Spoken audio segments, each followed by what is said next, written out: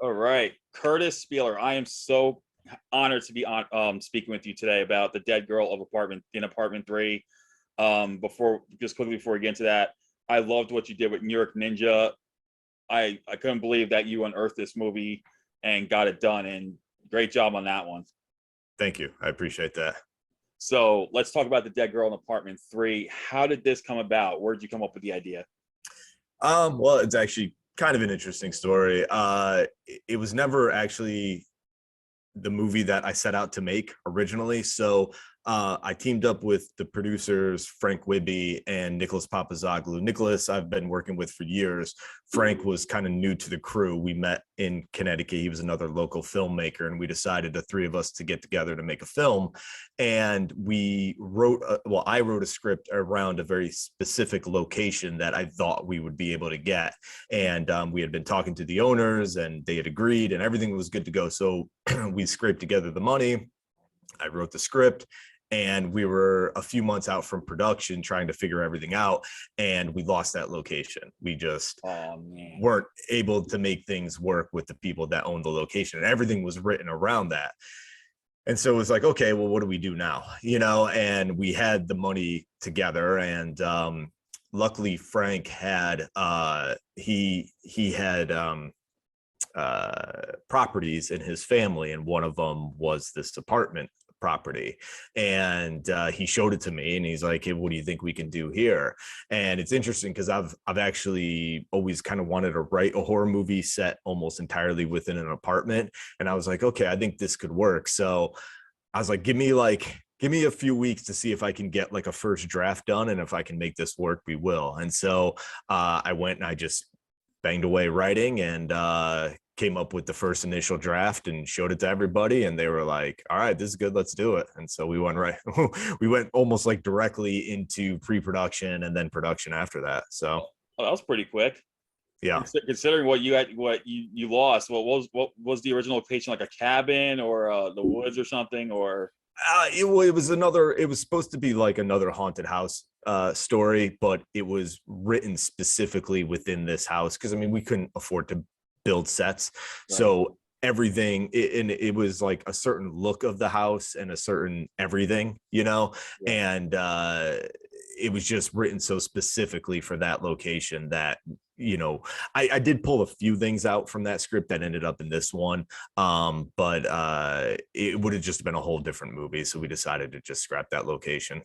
Interesting. Well, the cast was really good in this. Laura Dooling was great. Frank as the police detective. Yep. Adrienne King. How did you get her? I mean, we're talking the final girl from the original Friday the 13th. How did you manage to get that casting done? Yeah, I mean, well, so initially when I wrote the script, I just wrote it as two male detectives. I hadn't initially considered making it a female detective, and we knew from the beginning we wanted to get somebody from the horror genre. So I wrote the script, two detectives, both male, and we started kicking around who we wanted it to be, and we were putting some names out, and like nothing was kind of feeling right to us. And so we were trying to debate, okay, who should we reach out to, how we want to handle this. And I'm pretty sure it was Frank who said, does it have to be a guy? And I was like, oh, well, that's interesting. I hadn't really considered a female detective, but I don't see why not. There was nothing that really changed anything. And so once we started thinking about that, I was like, okay, well, we've got to get somebody that's like, known in the industry. And, there's obviously a lot of scream queens out there, but, Adrienne King, she hasn't been in a lot recently. And, she's starting to come back out and do stuff now, which is great. Yeah. But she was like top of our list. I was like, because I'm a big Friday the 13th fan. I mean, who isn't, right? Right. So I was like, well, we just came up with Adrienne King. If she was like top of our list, and we reached out to her agent, her agent sent her the script, and she was on board like right away. And, it was a small budget, and we weren't offering her a large sum of money. So I, for one, didn't know if she would say yes, but she read the script and she liked it so much that she signed right on. So that's awesome. And I like that these 80s scream queens are starting to come back now, like becoming more, adult roles, like Adrienne King. We just recently had Tuesday Night and Lisa Wilcox in The Bloody Man just a couple months ago. So I'm glad that we're getting to see the resurgence of the 80s scream queens now, like in our generation. And Adrienne was phenomenal in this, hands down. I loved her dialogue with Frank in the diner scene, and they're just when they start talking, and it's just the way she just brings herself out. I'm like, holy crap. Like, you would have imagined this was the same person from Friday the 13th. She did such a tremendous job on this. Yeah, she was great. And I think that was one of the things. It was a different role because, it wasn't just like getting cast as a mother or something like that. She got to play a detective, which is something that she hasn't done before. So she was able to, find something new in the script. And so, she was pretty excited to jump on. So. Yeah. And I like the scares because they come out of nowhere. I like when Laura's talking on the phone and you don't really notice it until it's too late in the background. There's the ghost. There's the ghost appearing. And I remember just going, oh my God, oh my God, oh my God, oh my God. I was just like, that's just crazy. And I saw that two actresses play Elizabeth. So did they shoot their scenes separately in terms of the scares? Did you have one for one scare scene and another for the other? Yeah, so a lot of it came down to Jasmine Peck, who played Elizabeth for some of the scenes. She did, for anybody who's seen the movie, she did more of the physical stuff. I know it doesn't look like a lot, but like there's a backbend scene that she does, and Jasmine was able to do that stuff, so we brought her in for that. And then Jenny played a lot of like the close-up parts for Elizabeth, and some of it was just scheduling and needing to have two, because even though there's not a ton of close-ups, there is makeup work that was done, and so being able to schedule the makeup and make all of that work, we were on a very, very tight shoot, so that was a big part of it. But sometimes it was just out of necessity to kind of split it between two people. So Yeah, and I think it worked because you couldn't tell one difference between the other, quite frankly. I think both actresses were great in this. yeah, no, they both did a great job, so I was very happy to have both of them. So you mentioned it was a tight shoot, so how long did shooting take, and like were there any other major challenges that you faced during production? I think so. I'm trying to think. We ended up doing an extra day of pickups, so I'm trying to remember in total, but it was basically like a 14-day shoot.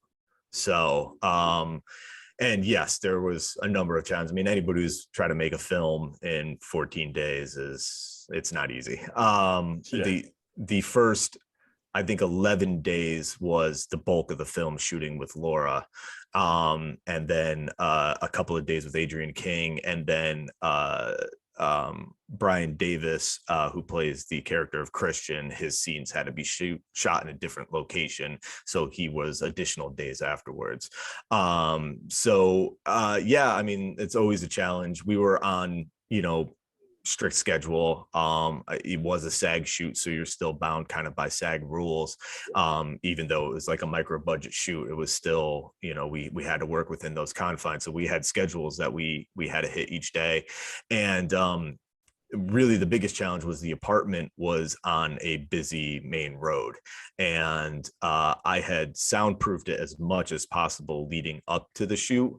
I did a lot of that myself. Nick and Frank helped as well, but we were only able to soundproof it so much, so having to work with cars outside, music playing, all that kind of stuff, having to reshoot scenes because of the sound. But the sound guys that we had on set were actually like really, really good, and they were able to record in such a way that we didn't lose a lot of takes to sound, which is great. So Yeah, I had a feeling you would have done all this yourself, considering you did the impossible just a while ago with New York Ninja. Like, I don't know how you accomplished that, like finding these movies and then deciding you're going to put the movie together, and you made it into like a very coherent film with that one. I mean, what you did was ingenious, getting Voyager to do the score and getting some of my favorite B movie actors. I grew up with the B movies, so I know like that entire cast doing the voiceovers. They did a tremendous job on that, especially Don Wilson as the John Liu. I mean, thank you. Yeah. That's just amazing. Yeah, so it's funny because I was actually editing this movie, The Dead Girl in Apartment 3, as we were starting New York Ninja. So they almost overlapped each other. I know New York Ninja ended up coming out first, Right. but The Dead Girl in Apartment 3, that I was almost working on the two of them at the same time. So that was a little challenging, but I made it work. I think you did, and I think fans who love New York Ninja, they're going to be quite surprised that you actually did this horror movie, and I think they're going to have a great time when they see this. Like, Yes, yeah. Well, it's funny because it's such a different tone. I mean, anybody who's seen New York Ninja knows it's like a wacky, off the wall movie. And obviously, I didn't shoot. For anybody who's listening to this who doesn't know what we're talking about, New York Ninja was originally shot in 1984 and was never finished. And then I work for a company called Vinegar Syndrome, and we ended up finding in our film archive all the unedited camera rolls with no sound. And so I edited the film and try to make some sense out of this essentially failed production. And then we brought actors in to dub the voices. So obviously that wasn't fully my film in terms of the original directing. So it's definitely like a sort of a silly, fun, low budget movie in the vein of like Samurai Cop or Miami Connection or something like that. Yeah. But up until then, I had been making my own horror films. The Dead Girl in Apartment 3 was my third feature, and I had been making these like sort of serious, trying to make these like micro budget, atmospheric kind of horror films.